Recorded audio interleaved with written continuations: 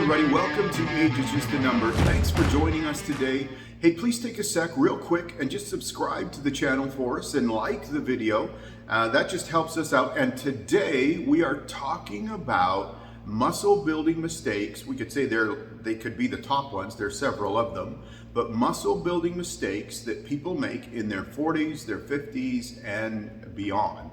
So let's get right into it. Number one, staying with the same routine for too long. What that does, it creates a plateau. And when your body hits that plateau, it's used to what you're doing, so it's just not going to you're not going to get any changes. You're not going to see any changes. Yeah, and usually we can tell we've been with some program for too long because we're not making any more progress. Yeah. So we're not getting stronger, we're not adding more reps, there's nothing changing. Yeah. And so what we need to understand is your body's always trying to find a place where it's homeostatic. It's the same and then stay there. That's what we call a plateau. So real simple thing to do here, if that's your situation right now, you can adjust that by variety, right? Change the exercises, Change or change the intensity, or change the number of reps or weight, or it's just make a change. And I typically used to always use the 6-week rule. So for 6 weeks, I would pretty much stay the same, and then I would completely change my workout, completely. But that being said, even in those 6 weeks, it was always trying to increase the weight or the reps. Or the reps, in that 6-week time frame. But then every 6 weeks, just totally change it up. Right. Yeah. And sometimes the other thing I'll do is I'll just take a week off. Yeah. Because part of that might be, we're going to talk about this too, but your body needs to recover. It does. And even now, I work around certain body parts, well, it's not really a training part, but it's my elbow. I work around my elbow when I do certain exercises and know I need to give it more rest. Yes. For that reason, for recovery and so forth. So, okay, so that's number one. If you're doing the same thing over and over and over, the other thing that opens you up for is repetitive motion injury. That's right. Right? Yeah. So you can become chronic, so you want to avoid that at all. Right, 100%. Yeah. Okay. All right, let's continue on. Number two, and this goes with what we were just saying, is not prioritizing recovery. Give yourself the time to recover and rest. Yep. Yeah, we talked about muscle soreness, and that applies here as well, because the simple rule of thumb is if the body part is sore, don't go train it. No. Right. It's still recovering. Yeah, and realistically, even if it's sore right up to the day that you're going to train, maybe take one more day off. Yeah. Right? But here's the thing. You're not 20. You're not 20. No. I'm not 20. No. So our bodies don't recover like we were 20. I typically now need one extra day. Yeah. Than I did when I started bodybuilding, and I started at 40. So at 55, I need one extra day, and I don't even train at the intensity that I used to. So it's being mindful of what your body's telling you. Yeah, 100%. So really, each body part does not need to be trained more than twice a week. No. Right, and that's what the research and the latest research in science is showing us right now. Twice a week is plenty. Yeah, and I typically train each muscle group once, except if I'm targeting a certain area, then I will hit it. Sure. Yeah.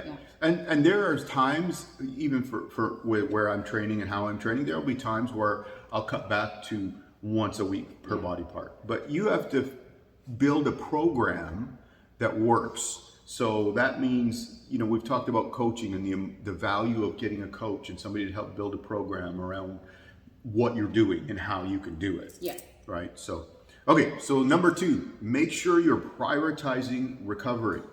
Yes. Okay, number three, and this interestingly has two sides to this coin, but which is not varying training intensity. Ruth and I were talking about this, and she was kind of like, I don't quite get because my note on here is don't train like you're 20. And Ruth's side is, how does that equate to intensity? And that was, and so my part on that is, so I did train when I was 20, and we trained like crazy people when we were 20. Right. The intensity was absolutely through the roof. I cannot physically do that to my, I suppose I could go and do that to my body once, but I probably wouldn't go back to the gym for a month after that. So Right. there's that side of it, which is make sure you understand that at 40, 50, 60, you cannot train like you did if you did, or whatever you remember from high school or college or university days.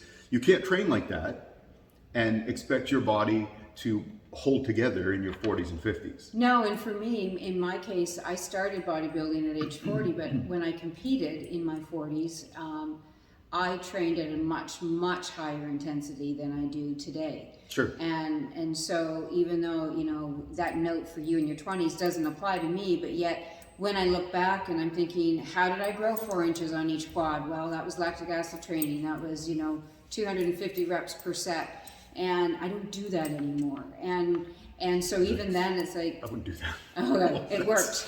Trust me, it I'm worked. sure it'll work. But I don't train at that intensity. So even though, it's just being mindful of what your parameters are. Yeah. Now, the other side of that is making sure that you have some training intensity that's relevant for, we talked about reps in reserve. Yeah. And about training and training to 2 or 3 reps in reserve versus training to failure, where all that fits together. But training intensity has something to do with that. Yeah. Because if I have reps in reserve and I didn't even breathe heavy to get there, I'm not really training that hard. No. Or hard enough, most likely. Right? And a lot of people always play it safe, and so they'll often just do what feels good. They don't go into that place where it doesn't feel so good. Yeah. So now the next one, which will tie into that, because if you don't have this right, you're gonna crater if you try and crank up the intensity, is not having correct form.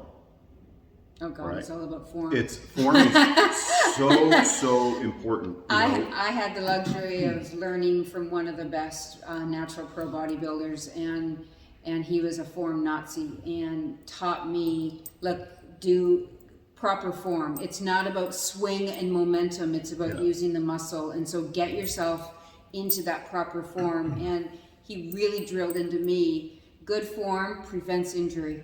Yeah. So it's really, really important that you 100%. learn the form and do it well and 100%. do it right. Absolutely. I don't think we can overstate that. And at any age, but No. the thing is, in your 20s or 30s, you could maybe The body's swing more something. forgiving. Yeah. That's probably the best way to describe it. Your body will let you get away with bad form in your 20s a lot more in your 20s and 30s 30s than when than you're in your older. 40s and 50s Yeah. and 60s. Your body's going to say, no, we don't do that. We don't do that. Right? No. So, simple things like knowing what body part you're working when you're doing the exercise. Yeah. So, for example, if you're doing dumbbell laterals, it's not a calf exercise. Well, you don't bounce down and bounce yourself back. No. No, and I've seen people do it where not only that, when they get to the top, they're pushing up with their calves. Yeah. Because, I get that you're trying to get every last inch out of it, but you're better to train with control and form with a weight that you can do the appropriate amount of reps than just racking on as much weight as you can and swinging away. Swinging it around and then going, no, that was hard. It's like, but your back did more of the work than your legs than your actual arms. Yeah. So remember, it's called weight lifting, not weight throwing. Right? So, okay. And the last one goes in with all of these is not prioritizing nutrition. You cannot out-train a bad diet. 100%. And just because when you go to the gym and, if I do 60 minutes of weight training, I do 30 minutes of cardio, does not give me a chocolate bar at the end and chocolate ice cream and all the good stuff. It doesn't. Yeah. It doesn't work that way. You could. You could, but then you're not. You're going to look the same as you did, or if worse. Not worse. So take the time to find out a good nutrition plan so that you're not yo-yoing in and out of, okay, I'm going to eat keto. No, I'm not going to eat keto. I'm going to eat vegan. No, I'm not going to eat that. I'm going to eat this way. Whatever you decide and figure out that's going to work, you're going to, what you're going to apply is what's going to work for you, right? So yeah, and I think when it comes to diet, a lot of people don't give it, the proper time frame. So in the gym, like I said, 6 weeks I would always use as my guide. So I would totally change my weight, my workout every 6 weeks. Yeah. But when you're trying a new diet, say you want to try keto, or say you want to try carb cycling, or if you want to try, give it 6 weeks. Give it a good time frame. Sure.